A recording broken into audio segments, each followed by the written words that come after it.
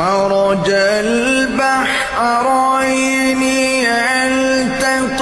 يلتقيان بينهما برزخ لا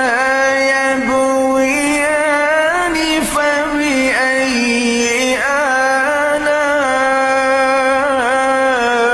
آلاء ربكما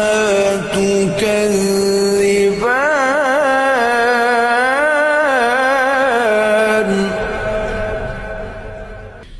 يخرج منهما اللؤلؤ